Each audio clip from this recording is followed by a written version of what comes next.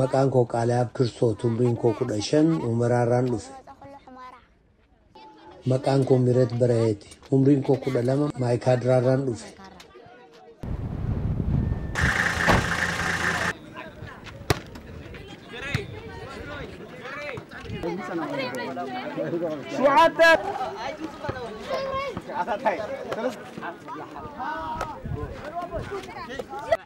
As mooraatti tapha maalii taphatta?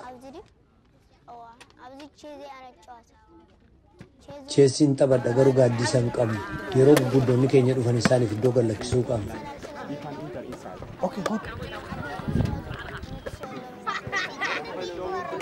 Kubbaa saaphanaan taphadha. Nuti irra caalaa cheezii daamaas ni taphanna.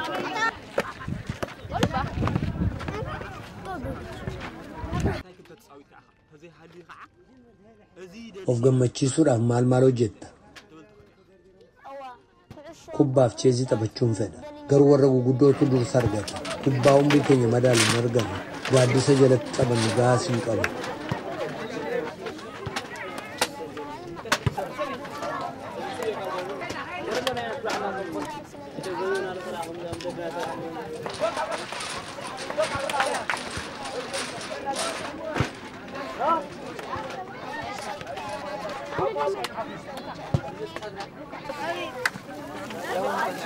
An kubbaa saaphanaan jaalladha. Kubbaa miilaa barbaanna. Kubbaa saaphanaas ni barbaanna. Garuu taphoota akkasiitiif kan hiree nuuf kennu hin jiru. Taphoota akkasii warra gurguddaadhaaf dhiisa.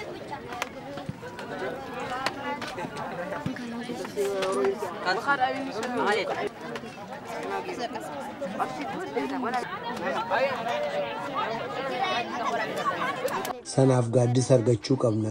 Kan yeroo keenya ittiin dabarsinu kubbaawwan aga tokko yookaan taphoota biroo ni barbaanna. Wantoota taphaa mana keessanii fudhatanii dhuftan qabdu lakki hin qabnu. Lakki hoomayyuu qe'ee keenya keessatti taphawwan akka kubbaa miillaa fa'aa dhokachuu fa'aa taphanna turre. Garuu waan as finnee dhufne hin qabnu.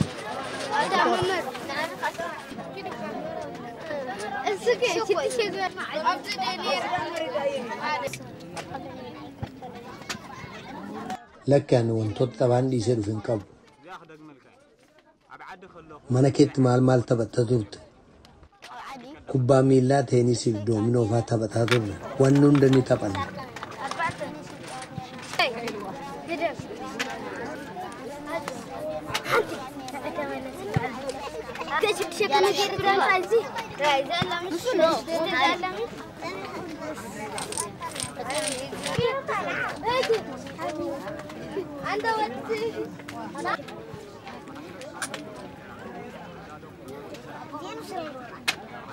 Mooraa keessatti wantoota ittiin taphachuuf sin gargaaran argatte?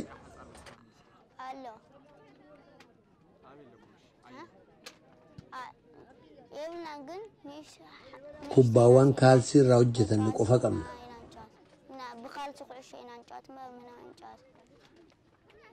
Lakki hin qabu. Lakki asitti waan argannes ta'e waan hojjenne hin qabnu. Deeggarsawwan akka meeshaalee ispoortii gurmuulee gargaarsaarra argattan qabdu lakki hoomaan arganne. Wantoota akka kubbaawwan miillaa fa'iin kan nu gargaaran hin jiru. Obboleessa obboleettii yookaan hiriyaa waliin taphattu qabdaa? Eeyyee hin qaba. Ijoolleen as jiru garuu waliin beeknu. Eeyyee obboleeyyaniif hiriyoota waliin taphatan nan qaba. Hiriyoota kee waliin tapha maal taphatta? Kubbaa saaphanaa nan jaalladha. Funyoorroo taaluus nan taphadha. Tapha akkamii hiriyoota kee waliin taphatta? Akkuma sitti hime wanna ta'e waan kubbaa miillaa fakkaatu taphanna. Garuu kubbaawwan miilaa hin qabnu.